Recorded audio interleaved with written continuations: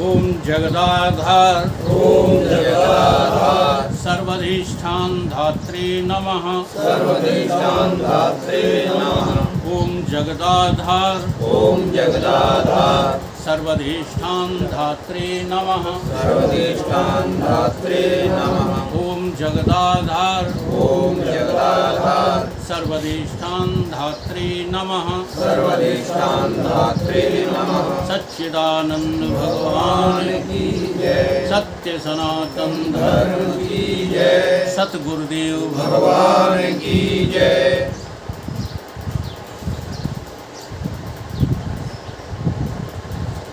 वेदांत का एक ग्रंथ है वाक्य सुधा। उसका ये सूत्र है, आप लोगों का सुना हुआ होगा, लेकिन उसकी गहराई पर चिंतन करना। रूपम दृश्यम लोचनम द्रग। रूपम दृश्यम लोचनम द्रग तद दृश्यम द्रग मानसम दृश्याधिवृत्तया साक्षी एको मेव न तू दृश्यते। इसका जो है साधारण अर्थ ये है कि रूप आँखों से दिखता है, रूपम दृश्यम लोचनम द्रग। आँखें मन से देखी जाती हैं, मन को जो है बुद्धि से देखा जाता है, और बुद्धि को देखने वाला साक्षी है। साक्षी को देखने वाला न तो दृश्यते। साक्षी किसी का दृश्य नहीं हो सकता। साक्षी को देखने के लिए कोई उपाय है ही नहीं। तो फिर कैसे दिखे ये साक्षी, इस पर जो है विचार करो।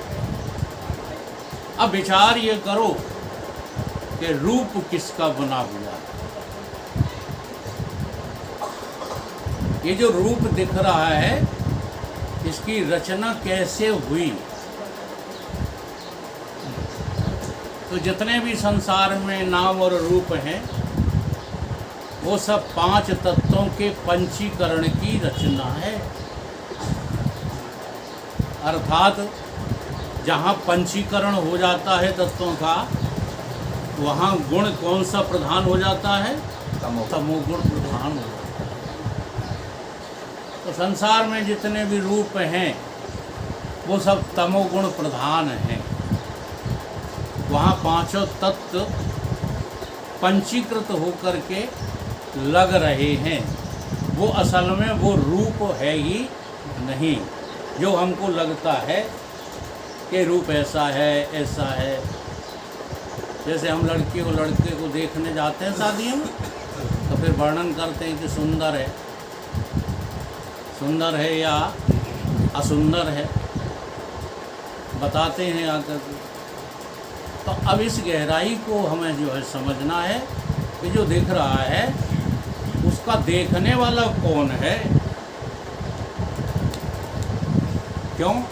जो दिख रहा है उसमें भी वो देखने वाला मौजूद है, परंतु उसको हम दृश्य वस्तु में नहीं देख पा रहे। इसलिए ये दृग दृश्य विवेक अत्यंत आवश्यक है। दृग दृश्य विवेक की साधना परम आवश्यक है। तो हम ध्यान दें दृष्टा पर। दृश्य को छोड़ करके हम दृष्टा पर ध्यान दें। कौन देख रहा है? दृष्टा। कौन है यहाँ दृष्टा? अभी श्लोक के अनुसार रूपम दृश्यम लोचनम द्रग। कौन है दृष्टा? लोचन है? ये तो नेत्र बता रहा, आप क्या बता रहे? नेत्र। जरा देखो, अब ये जो नेत्र है ना, ये नेत्र भी जो है 5 तत्वों का पंचीकरण है। अगर ख्याल करोगे तो पकड़ में आएगा।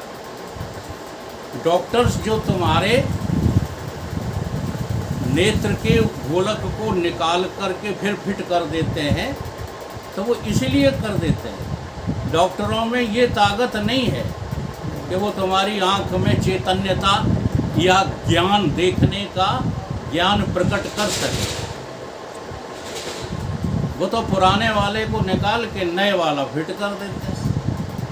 ठीक है, वो भी पंच तत्व निर्मित है, ये भी पंच तत्व निर्मित है। ये जो गोलक होता है वो नेत्र नहीं है, हम उसी को नेत्र समझते हैं। अब उसमें पंच तत्वों को पहचानो। ठोस पना जो गोलक का है वो पृथ्वी तत्व है कि नहीं? हाँ। है? और जो आंसू आते हैं वो क्या है? जल तत्व है। अच्छा, जब आपको रोना आता है तो आंखों में जो जलन होती है कौन सा तत्व है? ठीक है। अच्छा, और आंखों से जो तुम्हारे कहते नहीं भौजें निकल रही का, जब तुम आँख किसी को दिखाते हो, हाँ, तो वो जो आँखों के द्वारा कुछ निकलता है वो वायु तत्व है, और जो उसमें गोलक में छिद्र होता है वो आकाश तत्व है। अब ये पांच तत्व जो हैं वो दृष्टा कैसे हो सकते हैं? दृष्टा माने उस वस्तु का ज्ञान। तो तुम्हारी इस गोलक में जो ज्ञान तत्व है, जो ज्ञान तत्व है वो दृष्टा है, न कि आँख। कुछ आ रही बात समझ में? उसके बारे में कभी कोई ख्याल ही नहीं करते। अब आगे क्या कहा जा रहा है? तद दृश्यम दृग्मानसम। अब दृष्टा किसको बता रहे हैं? मन। अब मन के द्वारा आंख देखी जाती है कि नहीं देखी जाती? तो कैसे देखते हो मन के द्वारा आंख को?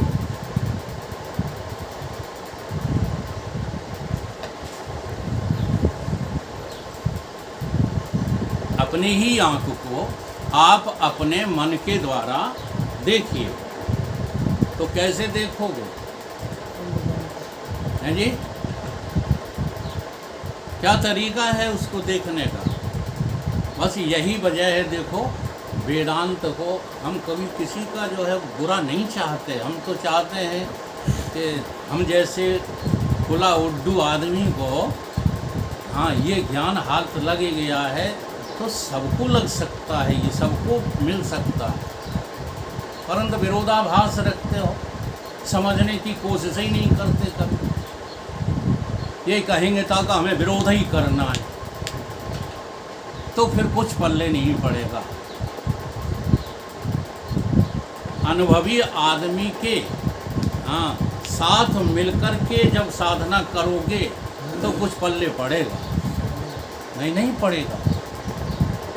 अब यहाँ देखिएगा, आँख में कभी कभी बहुत अधिक दिखाई देता है, जैसे आँख की पटुता कहते हैं, और कभी कभी आँख में कम दिखाई देता है, जैसे आँख की मंदता कहते हैं, और बिल्कुल नहीं दिखाई देता, जैसे अंधता कहते हैं। तो अंधता, मंदता, आँख की और पटुता, इनकी मौजूदगी और इनका दोनों का अभाव, इनकी मौजूदगी भी और इनका अभाव भी, ठीक है, किसको देख रहा है? जड़ को या चेतन को?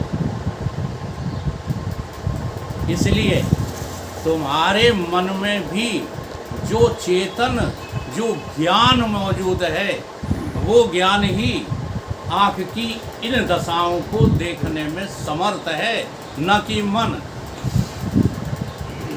धीरे धीरे जिनको श्लोक में दिखाया गया कि ये दृष्टा है, ये दृष्टा है, तो मैं विचार के द्वारा इनके दृष्टापने को समाप्त करना है।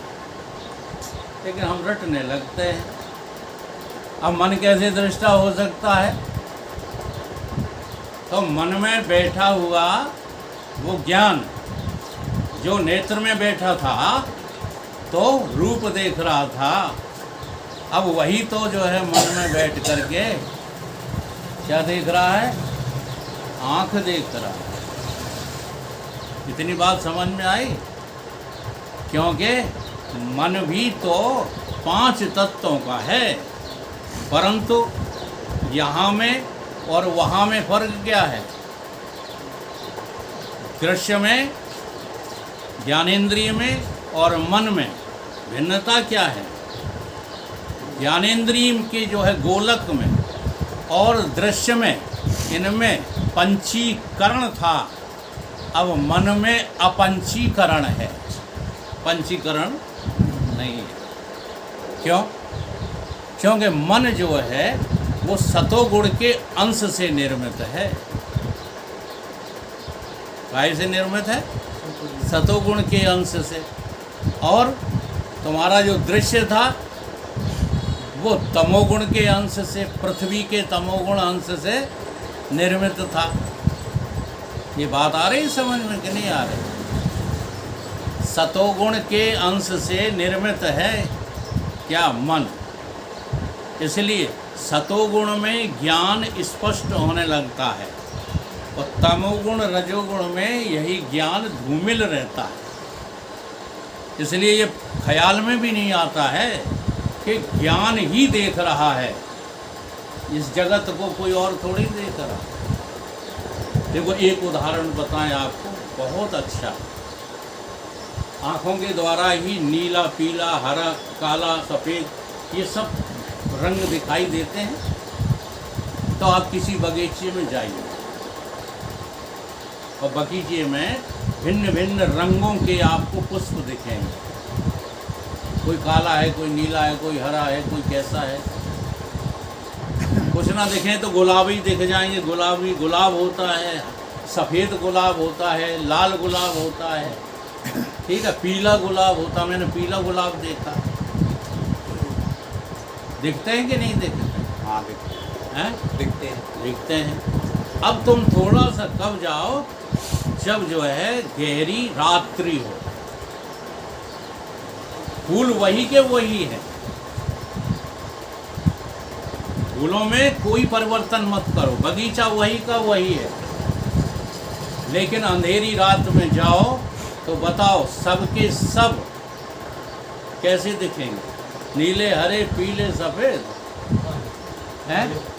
अगर फूलों के में रंग अपना होता तो अभी भी दिखता। इससे सिद्ध क्या हुआ कि ये रंग फूलों का नहीं था, सूर्य का था।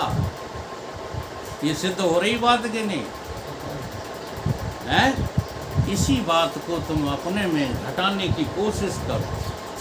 ये जो दृष्टापना है ना, ये दृष्टापना ना आँख का है, ना मन का है, ना बुद्धि का है। ये दृष्टापना तो तुम्हारे स्वस्वरूप अखंड ज्ञान का है। इसलिए तुम ही अखंड को हो, ज्ञान स्वरूप, ज्ञान अखंड, एक सीता माया वश। किसके वश में हो करके? माया। इन गुणों के वश में हो करके तुम इस संसार को कुछ का कुछ देखने लगे हो। असल में हो तो तुम ही बाहर, तुम ही भीतर और तुम ही बीच में। अब जरा मन को हटा दो, थोड़ा सा जो है चिंतन करना शुरू करो तो ये बात सिद्ध होने लगती है।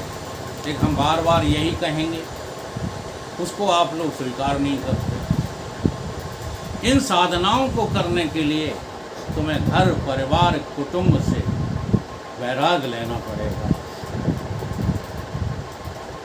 बिना विवेक वैराग्य के ये वेदांत की प्रक्रियाएं तुमको हासिल नहीं हो सकती, चाहे जितना तुम रटना।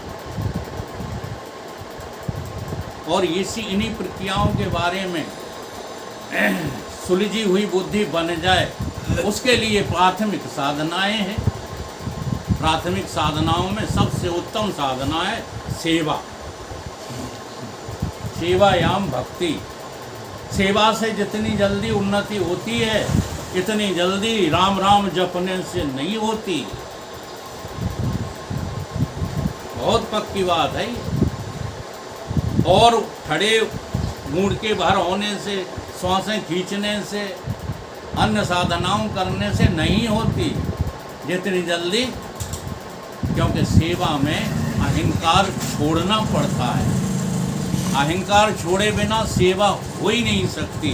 अगर हो रही है अहंकार से हो रही है तो वो सेवा सेवा ही नहीं, वो भक्ति भक्ति ही नहीं जिसमें अहंकार भरा पड़ा है। इसलिए उस साधना को करने के लिए हमको थोड़ा बहुत तो जो है कि घर परिवार का त्याग करना ही पड़ेगा। क्यों? ये बार बार हमारी आपकी चर्चा होती है। जो तुमसे शरीर से जुड़े हुए हैं उनकी सेवा सेवा ही नहीं होती। उनकी सेवा कोई सेवा थोड़ी है। इसलिए हमारे शास्त्रों ने उनमें भी 3 उत्तम कोटि के निकाल दिए, जिनकी सेवा करने से तब भी सेवा हो जाएगी। अगर तुम्हें घर ही प्रिय है, ममता बहुत लगी हुई है, तो केवल 3 लोगों से ममता रखो। चौथा तो तुम्हें वासना के जो है गड्ढे में डालने वाला है। वो 3 है माता, पिता और गुरु। चौथा हम जोड़ देते हैं, उसका नाम है अतिथि। अतिथि की भी तुलना जो है माता पिता और गुरु से कर दी है शास्त्रों ने। अतिथि देवो, इनकी सेवा करने से तो आपको जो है भक्ति प्राप्त होगी। अन्यथा तुम अपने घोड़ी की, अपने बैलों की, अपने मकान की, सबकी सेवा करते रहो। वो सेवा नहीं है, बल्कि वो तो क्या है? स्वार्थ है। स्वार्थ लाग करें सब। चलो वेदांत की अपनी फिर से प्रक्रिया पर आ जाओ। तो मन में मौजूद विद्यमान ज्ञान, ज्ञान ही दृष्टा है। जी हाँ, बुद्धि में भी यही ज्ञान है जो मन में है, जो इंद्रिय में है, जो दृश्य में है।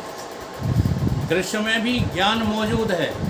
उसकी एक अलग प्रक्रिया है जो मैंने कई बार सिखाई है, आप लोगों के ध्यान में हो या न हो। सर्वत्र तुम मौजूद हो पर नजर आते नहीं। हर जगह मौजूद हो ज्ञान स्वरूप से, पर नजर आते नहीं। क्यों नहीं नजर आते हो? बताओ क्यों नजर नहीं आते हो? क्यों? क्योंकि तुम्हारी दृष्टि अभी ज्ञानमयी नहीं हो पा रही। अभी आपकी दृष्टि वस्तुमयी है। तुम वस्तु के रूप में तो भगवान को चाहते हो, तुम साकारता के रूप में तो भगवान को चाहते हो।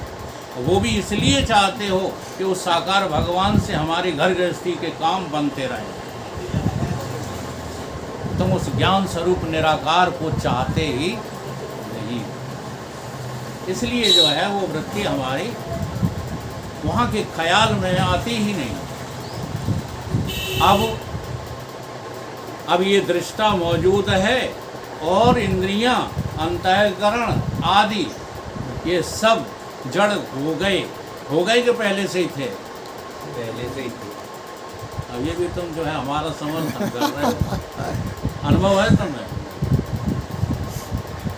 हाँ जी, ये अनुभव करना है। अनुभव गम में भजे जही संता। अनुभव करते नहीं हो, केवल जो है किताब है, रटा रट रटा रट।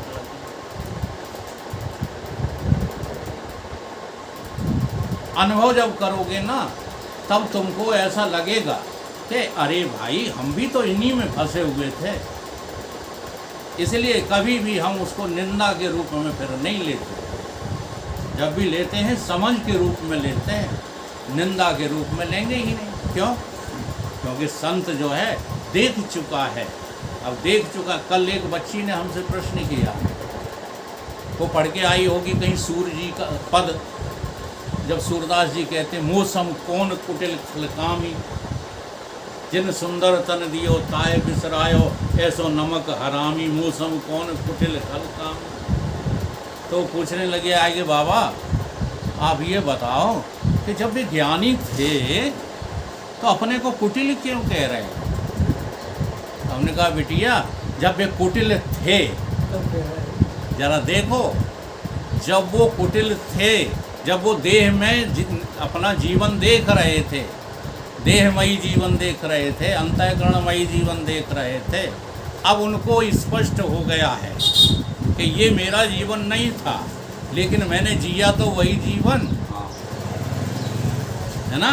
तो वो उस पुराने जीवन को जो है अपने आपे में लेकर के समझा रहे हैं। कह तो तुम्हें रहे,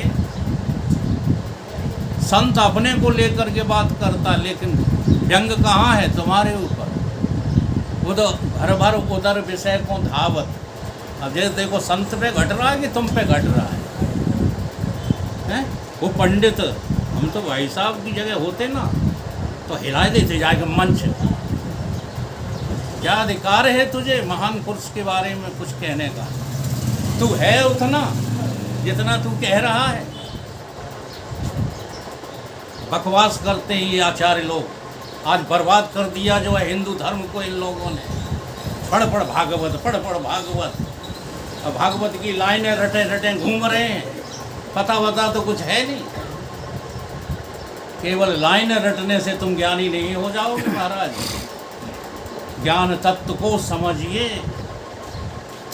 ये ज्ञान तत्व तुम्हारा स्वरूप है और कुछ नहीं।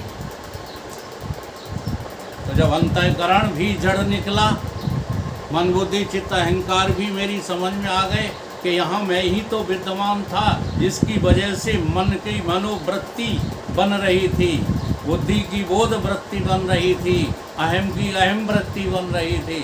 मेरी मौजूदगी से या मेरे अभाव में मैं देख रहा था तब बन रही थी कि बिना हमारे देखे। नज़ारे खो गए सारे नज़र वाले की नज़रों में। अब इनकी बात जो पहले बोल रहे हैं, ये सब नज़ारे हैं ना, ये खो जाते हैं किसमें? जिसकी नज़र है उसमें। नज़र ही रह गई मेरी, नज़र मुझको नज़र आई, मेरे गुरुदेव की मुझको महामहिमा नज़र आई। गुरुदेव के ऊपर निष्ठा करो। गुरु हमारा तुम्हारा नहीं होता है। किसी के गुरु का अपमान करने का किसी को अधिकार नहीं है। हाँ, उस विषय में कुछ तुम सच बोलो। केवल रटी रटाई बातें बोलोगे तो पकड़े जाओगे। एक की प्रशंसा करोगे, एक की निंदा करोगे तो पकड़े जाओगे। अगर निंदा करना है तो एक तरफा करो, और प्रशंसा करना है तो बात क्या है कि सारा जड़ समुदाय निंदनीय है। इसलिए एक सूत्र ने कह दिया, देहात्म बुद्धिजम पापम न तद गौबध कोटिभा, आत्मा बुद्धिजम पुण्यम। एक है जो प्रशंसनीय है, अनिंदनीय है, वो है कौन? ज्ञान। अब आत्मा फात्मा मत रटो, वो है ज्ञान। तुम ज्ञान अपने से अलग कर ही नहीं सकते, तुम्हारा स्वरूप ही ज्ञान है। तो अब वो ज्ञान किस रूप में बचा? अब यहाँ ये बहुत गहरी बात है। हम इसलिए जो है कहते रहते हैं, बोलते रहते हैं कि शायद इनमें किसी की अकल फिर जाए। अब इनको जो सबको चैतन्यता मिल रही थी, वो किसके प्रकाश से मिल रही थी? अब जो अंतर्मुखी हो गए तो बोलोगे, नहीं नहीं बोलोगे, ठीक है? मन को, बुद्धि को, इन सब को कौन प्रकाश रहा था? किसकी ताकत पर ये जो है नजर आ रहे थे? उसका नाम है चेतन का आभास। चिदाभास से सब भास हो रहे थे। अब रह गया साक्षी। तो साक्षी किसी को डायरेक्ट नहीं प्रकाशता, साक्षी केवल आभास भाष्य है, केवल अपने आभास को ही देख रहा है। इसलिए गीता में आपने जो है सूत्र सुने होंगे। भगवान कहते हैं कि स्थित प्रज्ञ की क्या स्थिति होती है कि जब सारी वासनाएं खत्म हो जाती हैं तो वो स्थित प्रज्ञ आत्मना तुष्टः, आत्मा से ही आत्मा को देखता है। ये आत्मा से आत्मा को देखना क्या है? साक्षी के द्वारा आभास को प्रकाशित करना ही आत्मा से आत्मा को देखना है। यही आभास आत्मा के अज्ञान को प्राप्त हुआ है, यही आभास आत्मा के ज्ञान को प्राप्त करेगा। अभी इस आभास का जो सिरा है ना, एक दिन मैंने ये विषय लिया था, शायद भटमातपुरा में लिया था। श्री गुरु पद नख मणिगण ज्योति, ये पद के नख की ज्योति क्या है? वो यही है सुरति, इसी का नाम सुरतिया है। चेतन का जो आभास है यही सुरति है। जब इसका सिरा बाहर की ओर होता है ना तो स्वप्न सत्य होते हैं, जागृत सत्य होती है। क्यों? क्योंकि इसको हो गया है अपना अज्ञान, जैसे अपना पता है नहीं। अब यही जब मुड़ता है तब गोस्वामी जी ने लिखा है अंतर्मुख होकर के कि सन्मुख होए जीव मोए जब। किसको सन्मुख होना है? देह को, चेतन से आवाज, बुद्धि को। किसको सन्मुख होना है? अब चेतन के आभास को, ये तो तुम पढ़े लिखे हो इसलिए बात पकड़ ली। तुम्हें अपने आभास का पता है तो चेतन का आभास तुम्हें कैसे मिल जाएगा? यही बस जो है बात है और कोई बात नहीं है कि अनुभूति करो तो सब कुछ हो जाएगा। और अनुभव नहीं करोगे, केवल इबारत की तरह रटते रहोगे तो तुम्हें यही संसार सत्य लगता रहेगा, यही दुकान मकान सत्य लगता रहेगा। इसी में जूझते मरते रहो और अंततो गत्वा पतन ही होगा। क्योंकि मनुष्य के उत्थान का नाम मुक्ति है। अगर इसी जन्म में तुमने प्रभु को जाना नहीं तो तेरे नर तन के पाने से फिर क्या पाएगा? अगर चूक गए ना तो 84 मुख खोले हुए खड़ी, और चूक तो रहे ही हो। ये जो दशा है ये चूकने की है, ये संभलने की दशा नहीं है कि दौरे छूटी घोड़ी घुसोरा को भागती रहती है। ये चूकने की है। इसलिए जो है अपने इस नेत्र को खोलिए। हाँ, जो तुम्हारा क्या है? अपने आप का दृष्टा, दृश्य, दर्शन, ये तुम्ही से तीनों निकल पड़े और तुम्ही में ये समा जाते हैं। इसलिए जब तक दृष्टा, दृश्य, दर्शन ये त्रिपुटी खड़ी रहती है तब तक तुम्हारे पति ठिकाने नहीं रहते। तीनों जहाँ हिराएं रटा तो खूब दिया वेदांत का, और तुम इसी रटा रट्टी को क्या समझ बैठे हो? ज्ञान। ये ज्ञान व्यान नहीं है। हाँ, इसको जीवन में अपनाइए, इसका पालन कीजिए, और जैसे ही तुम्हें विवेक होगा सब जगत, घर द्वार सब छूट जाएगा। अभी विवेक नहीं हुआ है इसलिए तुम्हें घर द्वार प्यारा लगता है, मेरे तेरे प्यारे लगते हैं, और कोई बात थोड़ी है। आँख को जो है खोलिए, आँख खोलने की अब जो है बारी है। अगर अब की बार नहीं खोल पाए तो फिर आँख कभी खुलने वाली नहीं है। 84 भोगने के बाद फिर कभी हजारों करोड़ों वर्षों बाद नंबर आ जाए। ठीक, तुम ही दृष्टा निकलोगे और कोई नहीं। तुम सापेक्ष दृष्टा हो औरों की वजह से, लेकिन निरपेक्ष दृष्टा हो अपनी वजह से। आप ही दृश्य हो, आप ही दृष्टा हो, आप ही का दर्शन हो रहा है सब। आँख खोलो देख लो कण कण से वो हम गा रहा है। आँख खोलो देख लो कण कण से वो हम गा रहा है। मैं वही हूँ जो पूर्व था ये आत्मा बतला रहा है। मैं वही हूँ जो पूर्व था ये आत्मा बतला रहा है। आँख खोलो देख लो कण कण से वो हम गा रहा है। आँख खोलो देख लो कण कण से वो हम गा रहा है। मित्र में और शत्रु में पूर्ण भरा आलोक जिसका, मित्र में और शत्रु में पूर्ण भरा आलोक जिसका, है टिके ब्रह्मांड सारे जान है ये जान सबका। है के ब्रह्मांड सारे जान है ये जान सबका। सूर्य तारों में चमकता तू बिजलियां दमका रहा है। सूर्य तारों में चमकता तू बिजलियां दमका रहा है। आँख खोलो देख लो कण कण से वो हम गा रहा है। आँख खोलो देख लो कण कण से वो हम गा रहा है। मैं वही हूँ जो पूर्व था ये आत्मा बतला रहा है।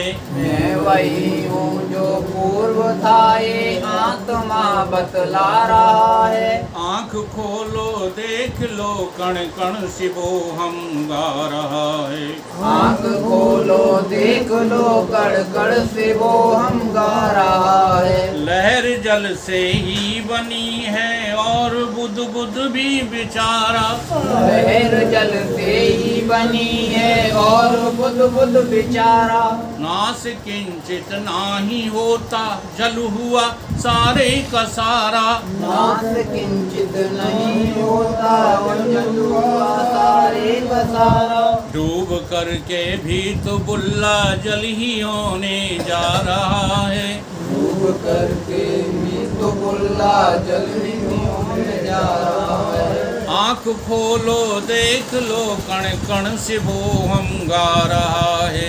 आँख खोलो देख लो कण कण से वो हम गा रहा है। आँख खोलो देख लो कण कण से वो हम गा रहा है। आँख खोलो देख लो कण कण से वो हम गा रहा है। मोह निद्रा से उठो ये स्वप्न तुमको भासता है। मोह निद्रा से उठो ये स्वप्न तुमको भासता है। और अपना रूप देखो स्वामित्व है ना दासता है।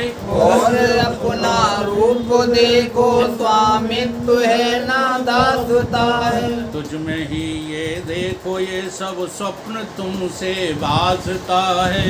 तुझ में ही ये देखो ये स्वप्न तुमसे भासता है। आँख खोलो देख लो कण कण से वो हम गा रहा है। आँख खोलो देख लो कण कण से वो हम गा रहा है। ब्रह्मा तेरे आधार से ही सृष्टि का निर्माण करते। ब्रह्मा तेरे आधार से ही सृष्टि का निर्माण करते। तुम्हारे भीतर ब्रह्मा जी बैठे, तू मना कर रहा है। अच्छा, सवेरे सृष्टि कौन बनाता है? सुबह सुबह। रात को नींद में सृष्टि थी? नहीं थी। सवेरे जी बन गई तो किसने बनाई? जागे तब मिली। हाँ, कौन जागा? तुम में से किस अंग का नाम है जागना? अंतःकरण। हाँ, बुद्धि जागी। और बुद्धि का देवता कौन है? ब्रह्मा। हाँ, तेरे में ही तो ब्रह्मा आधार ले रहा है, तुझसे ही तो जो है ताकत ले रहा है। ब्रह्मा मेरे आधार में विश्व का निर्माण करता। ब्रह्मा मेरे आधार में विश्व का निर्माण करता। और शंकर भी मुझी में विश्व का संहार करते। और शंकर भी मुझी में विश्व का संहार करते। मुझ में ही बनता सिनेमा देखने में आ रहा है। मुझ में ही बनता सिनेमा देखने में आ रहा है। आँख खोलो देख लो कण कण से वो हम गा रहा है। आँख खोलो देख लो कड़ कड़ से वो हम गा रहा है। मैं पूर्ण परमानंद हूँ मुझ में नाश की हस्ती नहीं। मैं पूर्ण परमानंद हूँ मुझ में नाश की हस्ती नहीं। मैं पूर्ण परमानंद हूँ मुझ में नाश की हस्ती नहीं। मैं पूर्ण परमानंद हूँ मुझ में नाश की हस्ती नहीं। सच्चिदानंद के अलावा और की बस्ती नहीं। सच्चिदानंद के अलावा और की बस्ती नहीं। ज्यों का त्यों परिपूर्ण हूँ ये सतगुरु बतला रहा है। ज्यों का त्यों परिपूर्ण हूँ ये सतगुरु बतला रहा है। आँख खोलो देख लो कण कण से वो हम गा रहा है। आँख खोलो देख लो कड़ कड़ से वो हम गा रहा है। किसी ने ये कहा कि अब तुमने सही बात कही है, अणु नाम ही कण नाम ही किसका है? ब्रह्म का। एक शास्त्र कहता है कि अणु नाम ब्रह्म, ये अणु ही चेतन। तो वेदांत ये कहता है कि तुम्हारी बुद्धि पर पत्थर पड़ गया है। अणु को रहने के लिए देश चाहिए, काल चाहिए, स्थान चाहिए कि नहीं चाहिए? तब तो अणु रुक पाएगा। और ब्रह्म की पहचान क्या है? देश काल वस्तु के परिच्छेद से रहित। इसलिए अणु कभी चेतन नहीं हो सकता। वो तो परिपूर्ण है। क्या है वो? परम आनंद। बोलो सतगुरुदेव भगवान की जय।